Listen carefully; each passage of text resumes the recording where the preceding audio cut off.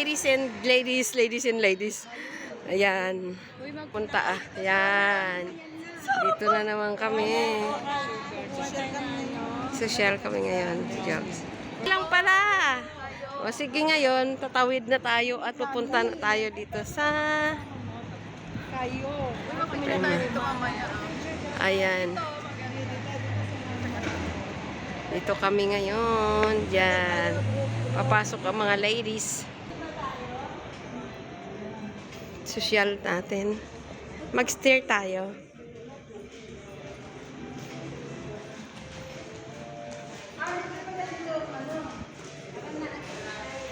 Ngayon, mag-stair tayo.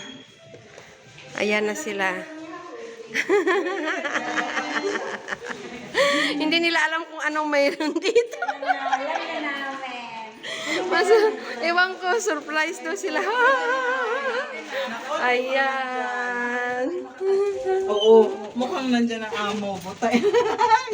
Nakabahan naman. One mo nga, one. Chug, chug, chug. Yan. Cora. Wala kasi. Anong sekreto, Miss Cora, please?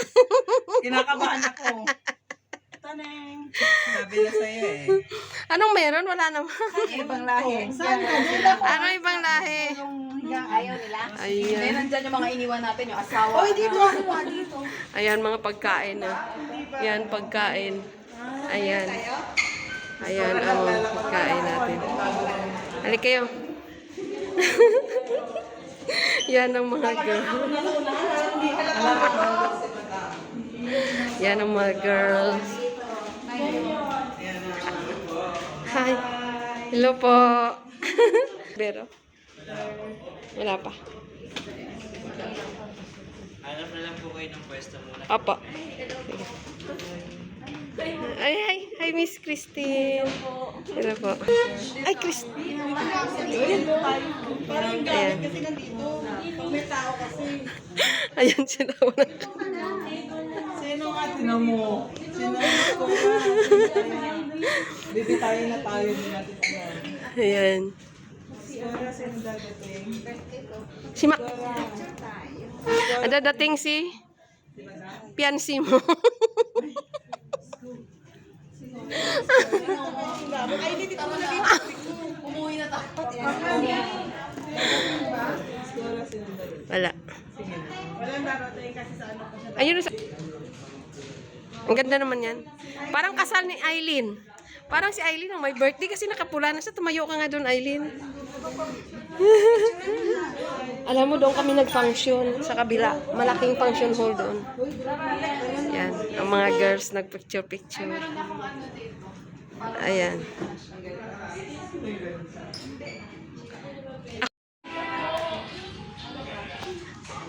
Hi. Tingnan man, di ba ka?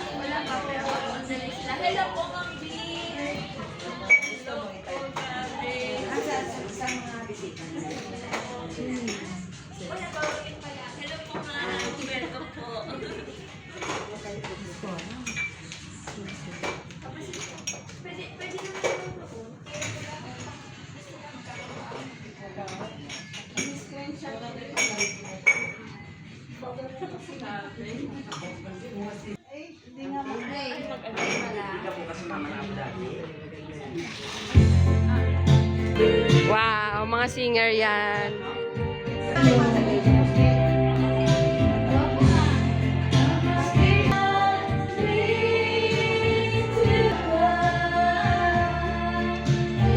A few moments later. Nice.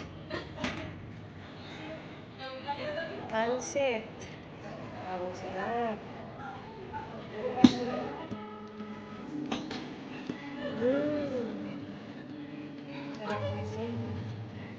Ay, pag-uong pa siya dito. Ito, sarap.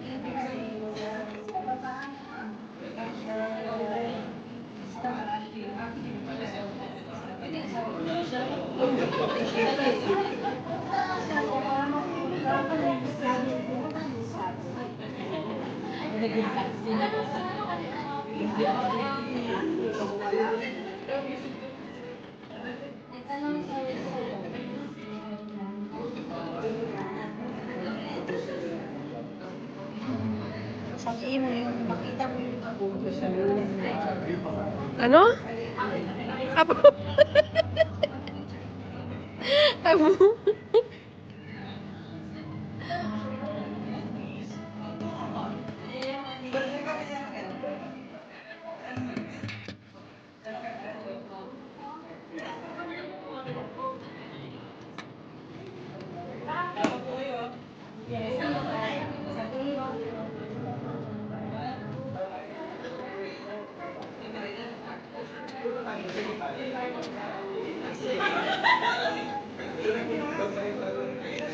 Ay, come. Let's go. Kain na tayo. Ayan, kakain na. Magpipray muna. Ayan. Magpipray tayo. Dito tayo. Try mo na. Pray tayo.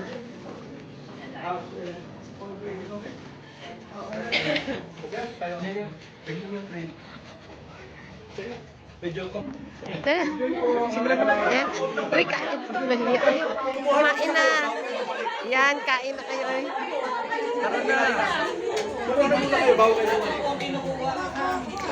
Kain na doon. Ang sarap ng pagkain.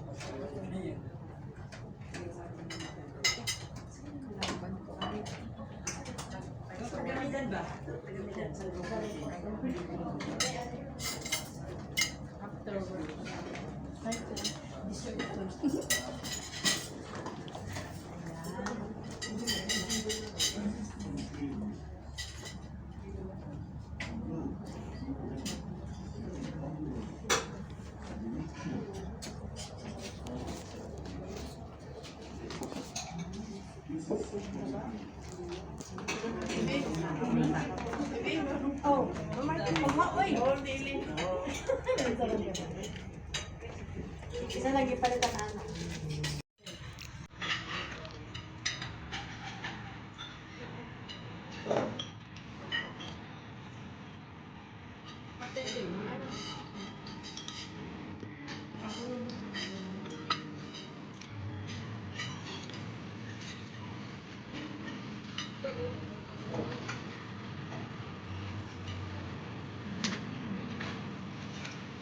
Gutom talaga. Mag-hi naman kayo. Ay. Hindi talaga sila namamansin. Grabe. Grabe. Mga gutom. Lalo na yun, oh.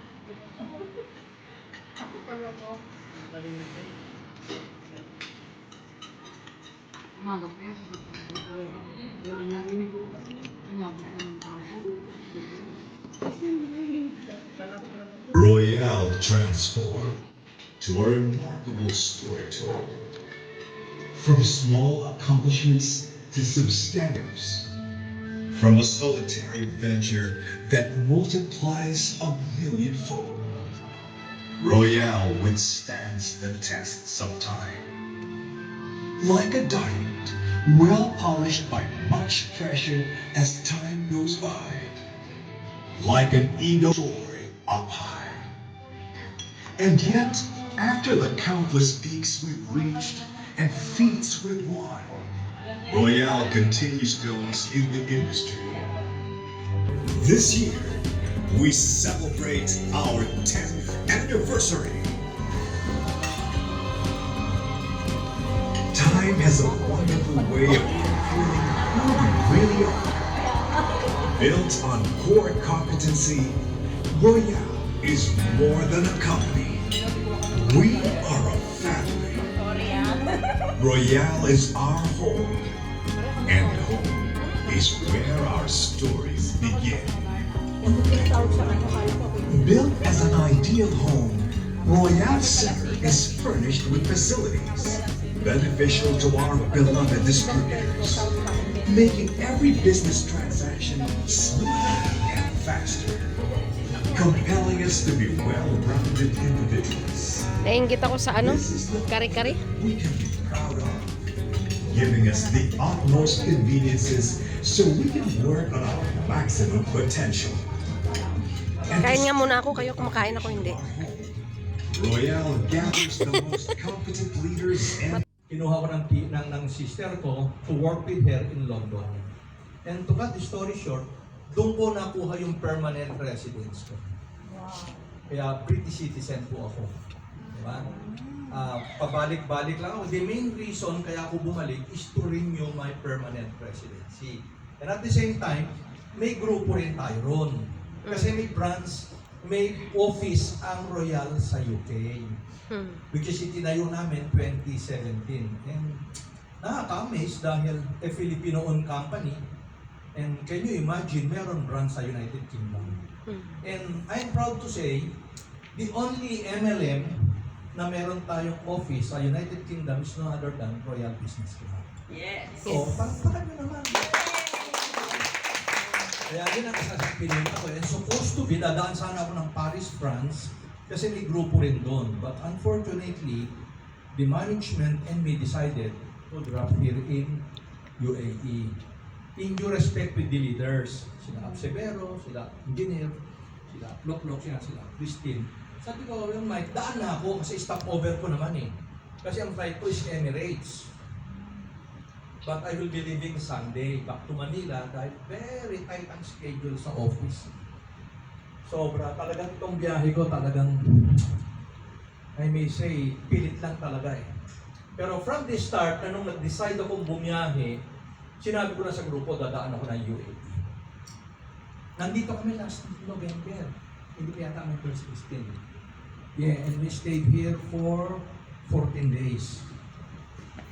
Then sabi ko, kaya nakakamangha, sabi ko, imagine nabalikan ko ang ang United Arab Emirates. But this time, sabi ko, it depends on the number, babalik-balikan ko to. Diba? Yes. And especially right now, siguro hindi na bago sa inyo, may office na tayo rito.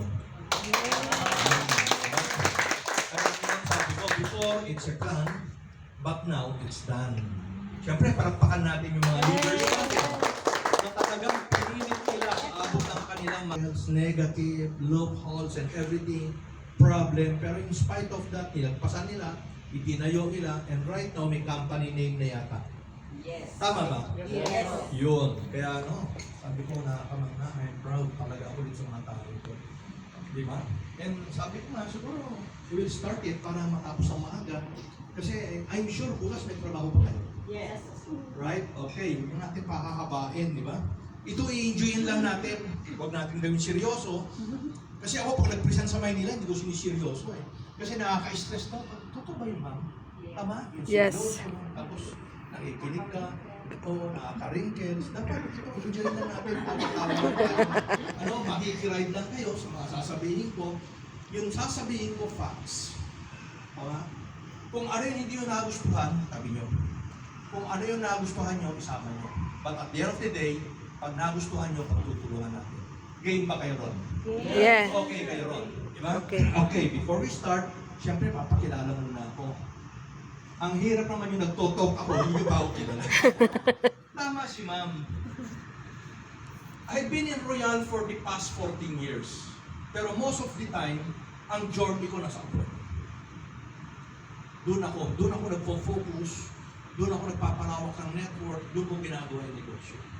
And can you imagine, a Filipino-owned company, pero sa abroad ko ginagawa. Kasi the reason why, sawa na po ako mag-work sa abroad. Sawa na ako. Gusto ko na rin matapos, but it so happen, wala lang akong tsansa. Kasi nga ang hinahabol natin yung income. Are you agree? The same with you guys. Kaya kayo sa UAE, not because kung ano man yan, but because of the income. And I'm pretty sure lahat kayo nung dito nangangarap. Tama po ba? Lahat tayo, katulad ng sinabi ko kanina, wala nagpunta rito para makita si Burj Khalifa o maranasan yung safari. Wala. Lahat tayo nangangarap. Kaya most of the time, yung oras nyo talaga nakagugol sa trabaho. But before we start, gusto ko lang sabihin, kung may dapat gumawa nito, kayo. Why? Wala kayong buffer dito eh. What do you mean buffer? Wala kayong pamalit. Not unlike as in UK, may residency kami. Even though magtagal na po, okay lang. Kasi at the end of the day, mape-permanent residence ako. Pag na-permanent residence ako, even in the US, wala akong restriction. Pwede ako mag-work kahit saan parte ng mundo because British citizen ako. Not unlike here in UAE, correct me if I'm wrong, walang permanent residence eh. Renewal of visa lang. Kaya kahit magtagal ka ng ilang taon, ganun lang ang mechanic, ganun lang ang senaryo. Doon ang umiikot. Tama. Paano kung dumating yung oras na medyo masama ang pakiramdam? Kinakatok ka ni Lord. Mamimili ka dito o doon sa atin. Kahit gusto mo magtrabaho, di ba ako? And it happens. It happens. Very important yung meron kang buffer. Yung meron kang pamalit. Di ba yung kotse, may spare tire wala? Meron. Pero pag yung kotse yung dinadrive mo, punta ka ng Abu Dhabi, walang spare tires, kakaba ka ba? Yes, kasi anytime pag nag-lock, paano ka? Pareho sa buhay. Dapat may spare. Tama, may pamalit ka. Kasi nobody can tell. Yun lang ang nakakaalam. Ngayon, okay ka, dahil malakas ka, paano kung bukas pagising mo, medyo nahihilo-hilo ka? Akala mo lang ngayon, sinat. Take ka ng paracetamol. Hindi nawawala yung lagnat. After few days, some of you, alam ko may pamilya. Yan ang isa sa pinakamahirap mag-abroad. Yung may family na iiwanan mo, which is naranasan ko yan. And can you imagine, pili mo nandito tayo para magtrabaho, and some of us, minsan nag-aalaga ng bata. Sorry to say, reality lang. Pero makita mo, yung sariling anak mo, hindi mo naalagaan. Di ba? Sabi ko, very strange. Bakit ganun? Ama, iiwan mo yung bata, yung anak mo, tumahabol sa airport. Pagbalik mo, imagine, malaki. Di bali sana kung may visa nakakauwi, hindi pa rin ito, TNT, kasi million doon. Kilala niyo si Juby, dating staff ng Royal. Kilala niyo si Juby? Yes. I met Juby in Paris. When I went to 3 hours later. So ngayon, galing kami doon sa presentation. Nag-book kami ng hotel. So, dito ng hotel namin ni Ate Cora. Ayan. Ayun, doon pa kami sa salamin. Ayan kami. Oh, di ba, bongga? Ito yung room 202. Tingnan po natin. Tingnan natin ang loob niya. Ayaw pa yata bumukas. Wow, ang ganda. Ito yung CR agad. Oh, ito ang ganda ng ano niyan, yung bed. Ayan, oh. So guys, it's okay na. Mm. For one person. For 1 person, only for 2 person. For It's, 2 person. yeah. Yan. Diba? So, just Hindi ka spend the makarelax. night kasi malayo po ang aking bahay. Oh, malayo ang bahay niya, kaya nag-book siya ng hotel. Wala ng metro. Kaya ako, maghabol ako ngayon ng metro, guys. Okay, tama na yan. Ayan. Tama na yan kasi pinakita ko na ang room na Ate Cora at ako naman maghabol ng train ngayon. Sige, let's go. Pinakita ko lang yung room ni Ate Cora. Okay, let's go. Bye-bye. Thank you for watching. Bye. Yan sa Ate Cora.